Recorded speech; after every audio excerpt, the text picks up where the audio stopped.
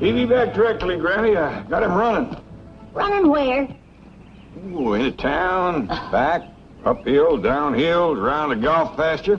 What you trying to do to that boy?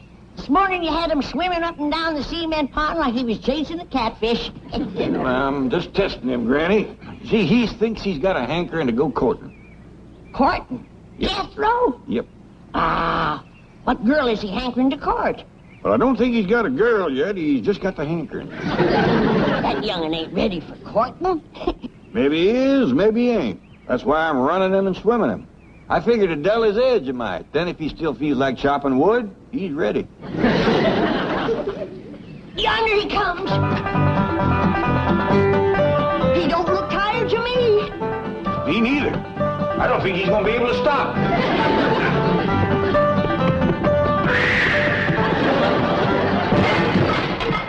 It could have been worse. He could have took out 5-10 foot of wall. I'm sorry I busted this fancy vase, but I reckon I got going too fast. Yeah, I reckon. How far'd you run? Oh, I figure 15, 20 miles. Top speed? Oh, no, sir, I stopped once. Oh, there was some fellas digging this here ditch, and they looked right tuckered. So I dug them a block or two a ditch while they rested. But I run extra special fast the rest of the way home to make up for it. We seen you. And heard you. Well, boy, you swum about 5 miles, run 15 to 20, dug a couple blocks of ditch. How you feel about courting right now? Uncle Jed, if they was a pretty girl on the other side of this house, I'd jump clean over it. He's ready. Here you are, Paul. Thank you, Ellie. Now then, Jethro, let's talk about courting. Well, I'm fixing to advise Jethro on courting. Yes, sir. I want to hear the advice, too.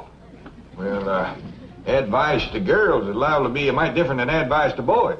Well, different how? You go ask your granny. Yes, sir. Granny? Close that door. Hey! What you doing in there? I'm listening. What for? You ain't liable to hear anything you don't already know. I realize that. I'm just checking my memory. You women, folks, you have your talk someplace else. Jethro and me is fixing to talk man to man. Come on, Granny. Let's go talk outside, woman to woman. Then we'll go courting. Ellie Mae, courting's for boys. Girls just sit around and wait. Jed, you sure got your work cut out for you.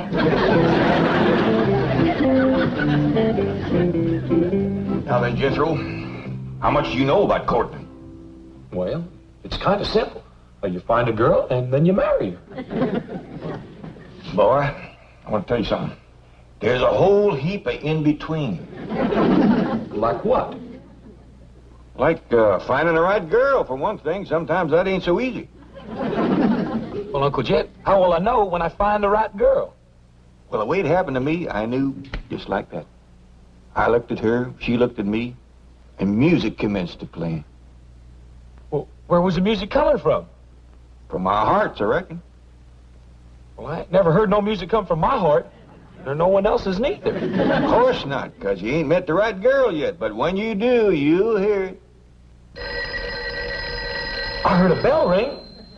Does that mean something? Means somebody's calling. Jed Clampetts speaking. Hello, Mr. Clampett. Jane Hathaway here. Did I by any chance leave a large brown envelope there last evening? Yes, ma'am. It's right here by the window. Good. I'll have Miss Trigo drop over to... Is Jethro there? Yes, ma'am. He's right here. I'll drop over and pick it up. No call for you to do that. I'll have Jethro fetch it right down to the bank to you. Uncle Jed, I want to commence courting. Just a minute. The bank is a fine place to commence. There's lots of pretty girls work there. Oh? Oh, yeah. Jethro will be down directly as soon as he washes up and puts on his good clothes. Well, no bother at all. Bye. Dicky dog! I'm going to carry this down to the bank, and I'm going to carry me a girl back. Oh, whoa. It ain't as simple as all that. Even if you should find the right girl, you got to make courting talk first. I do? Why, of course. Well, Uncle Jed, how do you make courting talk? Well, you got to kind of sidle into it. Like you start off with, nice day, ain't it? And then you work around to where it looks like it's going to be a nice night, or a walk, or a drive, or a dance. And, of course, along the way, you got to throw in a couple of, my, ain't you pretties, and get your dandy dancer. We talk like that. I'll get you on now, Uncle Jed. All right, boy. You got enough to get you started. Yes, sir. Some girl is in for a mighty spirited courtship.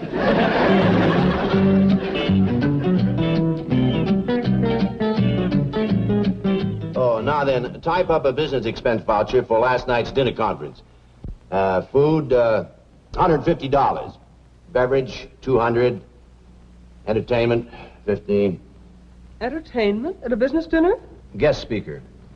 Gave a very interesting demonstration of the 27.5% depletion allowance benefits. I'd better make a note of his name. Of course. C.D. Laverne. Laverne C.D. That's right. Now, take a letter to, Excuse me, I'm sorry, but there's a Chickadee Laverne who insists on seeing Mr. Drysdale. Chickadee? Well, you tell old Chick I'll call him from the club. Call me nothing. You promised me cash on a barrelhead for the show I did last night. You are C.D. Laverne? Just call me Chickadee. That was a very interesting demonstration of depletion allowance benefits, Miss Laverne. Thank you. I do this dance where I take off everything except 27.5%.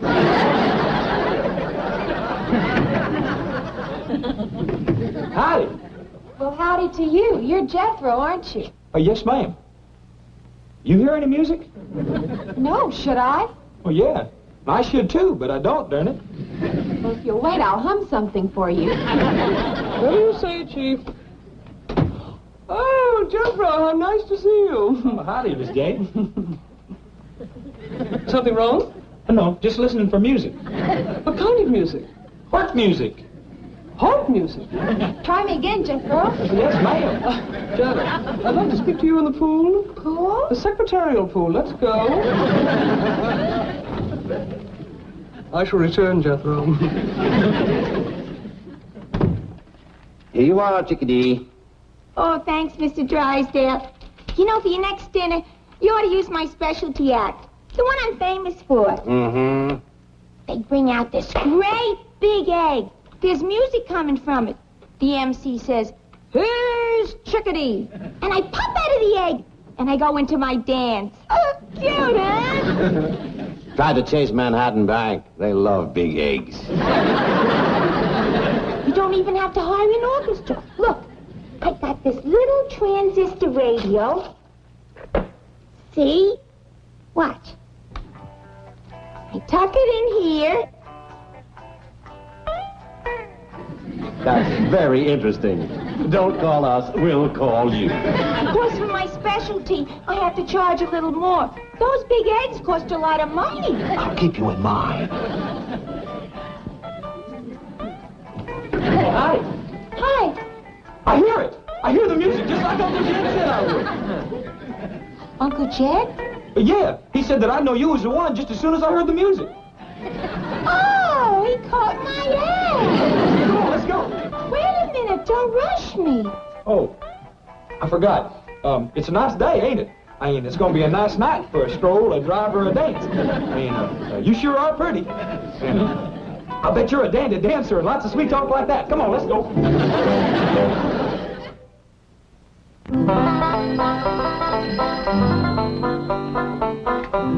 Jed Clampetts speaking. Oh, howdy, Miss Jean. Jethro get there all right? Yes, and he brought the envelope, but now he's disappeared. I can't find him anyplace. I see. Well, tell me, is the bank missing any girls? I mean, Jethro might have told her one off. Jethro? Oh, I hardly think that... Wait a minute. There is one possibility. A girl from the secretarial pool who...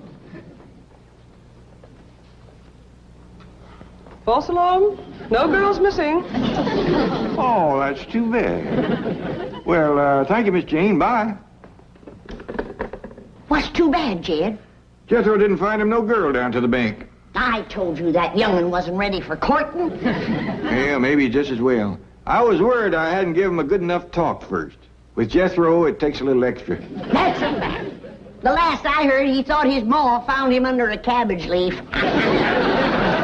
Well, I'll finish cleaning my rifle, and when he comes back, I'll take him hunting. That'll give me a chance for a real man-to-man talk.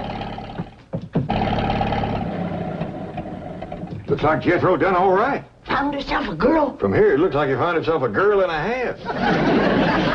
Hey, kid, is this where your uncle lives? Oh, yeah, me too.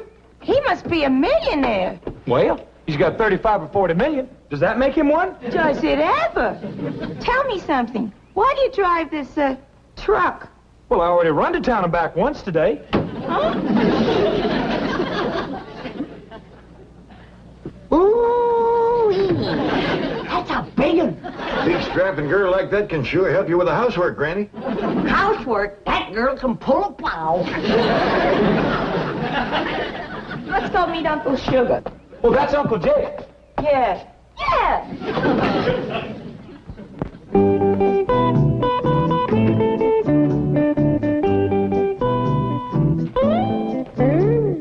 Gee, I finally made it. A private engagement in a big Beverly Hills mansion.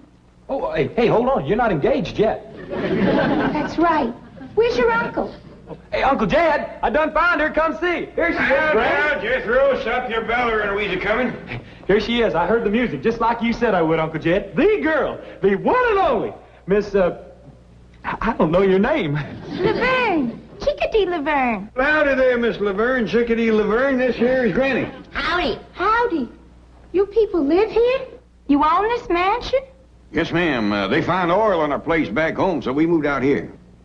Oh, you're one of those oil millionaires. I played all over Oklahoma and Texas. You don't say. Well, this here's my daughter, Ellie Mae. Howdy. Honey, I don't want to worry you, but your fur piece is moving. This here is possum. Ellie Mae, take them critters outside. I told you again and again, the house is no place for them.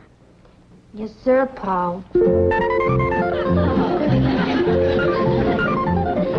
Well, when's the engagement? Tonight? Tomorrow night? I'm ready. Me too. Now, maybe we better get better acquainted before we start talking engagement. Why don't we all sashay out to the kitchen? Oh, come on, Miss Chickadee. I'll take you. Well, what do you women folk think of her? Well, don't you think she's a little bit too old to marry up with Jethro, Pa? Of course she is. That kind of worried me, too, especially her talking about playing all over Oklahoma and Texas. Take a heap of years just to do that. She's about the right age for you, Jed. Granny. Yeah, why don't you marry up with her, Pa? Then I could have me a mom. You hush that kind of talk to both of you. She's Jethro's woman. He found her. According to what he told me, it was true love, too. He heard their hearts making music and everything. I still say she's too old for Jethro. Well, you can't tell about city women, Granny. I've seen old ones that look young and young ones that look old. Well, I'll just go and ask her how old she is. Now, wait, Ellie. If we're going to find out Miss Chickadee's age, we got to do it in a kind of roundabout way. I don't want her embarrassed now. You leave it to me, Jed. Come on. What a kitchen. Oh, yes, ma'am. This here is my favorite room in the whole house, because this is where Granny keeps the victuals. Do you like to eat victuals? I don't know. I don't believe I've ever eaten any. Well, Miss Laverne, Chickadee Laverne, how are you and Jethro getting along? Oh, just call me Chickadee. I love this mansion. And this kitchen is the end. Oh, no, there's a lot more out back. Ain't that right, Granny? Speaking of that, how old are you? Granny, that ain't hardly what I'd call roundabout. Excuse her, ma'am. Oh, that's all right. By the way, I don't want to rush you, but I'm ready to work anytime. It's going to be a thrill working in this beautiful mansion. You hear that, Granny? Jethro, I'll say this for you. You didn't pick a lazy woman. Thank you. Maybe you better get better acquainted with Granny here, because she's the one you're going to be working with. You got to be kidding. Huh? I can do anything you can do, honey. Granny's little, but she's wiry. She moves around real good. Yeah, I know, but, couldn't I work with her? Oh, sure, if you'd rather. Well, I mean, she's, younger and all. She's a heap younger than you. Granny. How old are you? Granny, how about you and Ellie Mae wamping up some victuals for Miss Chickadee, and I'll show her around the outside. Can I go along with you, Uncle Jed? No, Jethro, you finish eating. You're still a growing boy. You're kidding. Well, can I come along and show her my critters? Well, we can do that later, Ellie Mae. Right now, Miss Chickadee and me got a little talking to do. Young'uns, you better clear out. Something tells me there's going to be fireworks any minute. Now, I realize that Jethro looks like a full-grown man, but he's still kind of a boy. Yeah. He's cute, though. Well, I'm glad you feel that way. He's a fine young'un. Now, I'd like to know a little more about you, Miss Chickadee. Oh, you mean about my work? Yeah, everything. Just everything right from the start. Well, I got my start in burlesque, New York. Sounds like a nice place. About how long ago was that? You don't have to be exact. I'm just trying to get a notion. Oh, about 18, 19 years ago. Is that a fact? That's when I first broke out of the egg.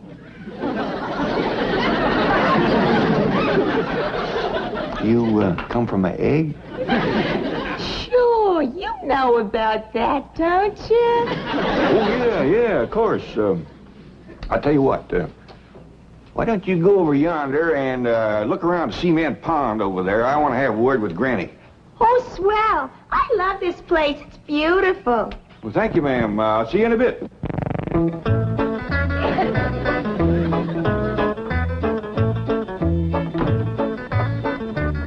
You know, Granny, maybe Miss Chickadee ain't the right woman for Jethro. Of course she ain't. He's too old for him. Well, ain't that so much. Fact is, she's only a little older than Jethro. Who says? She said.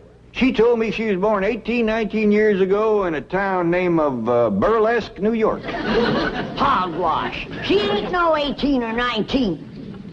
Well, whether she is or whether she ain't, there is a bigger problem. What's that? Well, what with Jethro thinking he was found under a cabbage leaf, and her thinking she come from an egg, I just don't see much future for them two.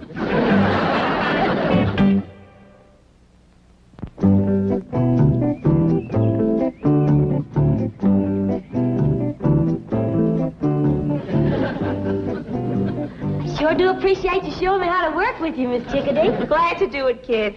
Say, when you get your glove off, that's when we commence to working? Yeah, that's when we really get started. Tell me something. Your dad's worth like 35, 40 million bucks, right? Why do you want to work? Oh, I don't mind. Besides, if I don't, Granny will want me. Yeah, I had an aunt like that. She shoved me out on the stage when I was 15. I never knew my mother. Me neither. You mean your father's a widower? Yes, ma'am. I was kind of hoping he'd marry up with you so as I could get me a ma. Really? I like you. And my critters like you, too. And when critters take a liking to folks, they's generally good and not mean or nothing. Yeah. Hey, you want me to show you what Elmer can do? Now watch him take this here grape out of my pocket.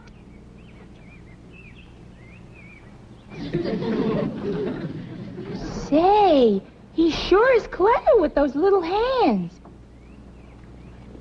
Could he untie a bow? Sure he could. Elmer, you and I may be working together.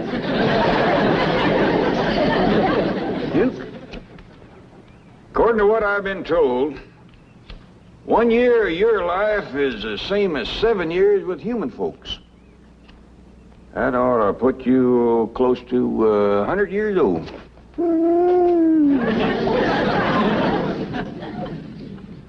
Well, I didn't aim to worry you none. It's just that if I'd lived as long as you had, I might be able to work out this vexing problem I got with Jethro and Miss Chickadee. Well, if this ain't a fine howdy-do. You sit there a whittling like you ain't got a care in the world, when your own kin is fixing to marry up with a woman old enough to be his ma. I'm studying on the problem, Granny. Well, you better study fast, 'cause as soon as Jethro is done eating, he's gonna want to commence courting.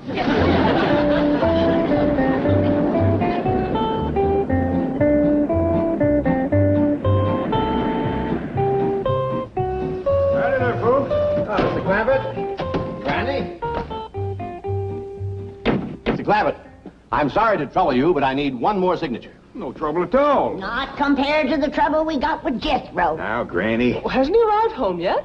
Oh, of course. He's right out there in the kitchen now, poking down the middle. I shall pop in and pass the time of day with the handsome lad. Miss Jane would make a heap better match for Jethro than that old... Now, Granny, don't bother Mr. Drysdale with our family problems. Now, Mr. Clampett, as I've said before, your problems are my problem. I am willing, and I hope able, to help you in any way possible. Well, that's mighty neighborly of you to take so much interest, but... Don't think nothing of it. We bankers like to take as much interest as we can.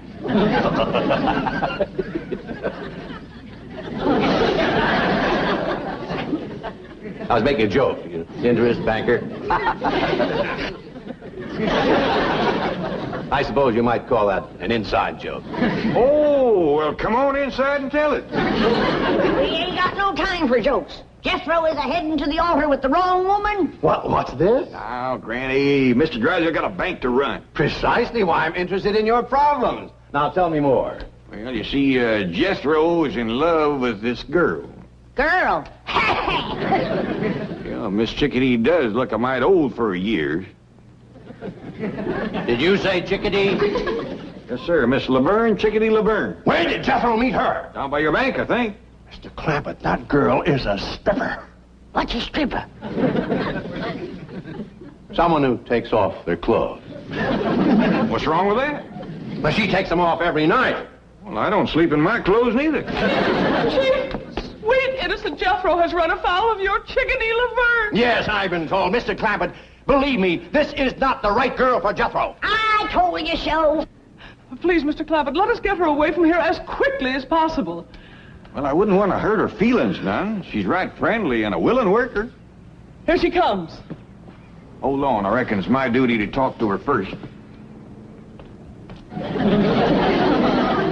Miss Chickadee, about the wedding. Oh, that's going to have to wait, Uncle Sugar. I got this great new act that's going to make me the sensation of show business. Now, you watch.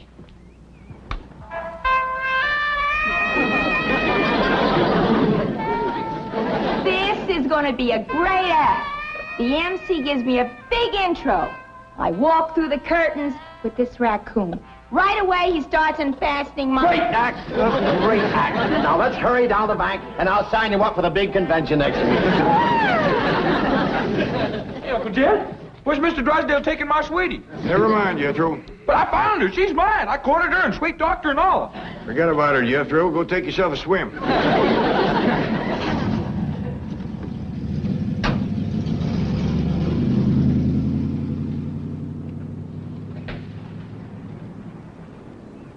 Well, we got shed of her. That's a blessing. More of a blessing than you know, Granny. I was falling in love with her. No. Yep. I looked at her, she looked at me, and music commenced to play. My age, too.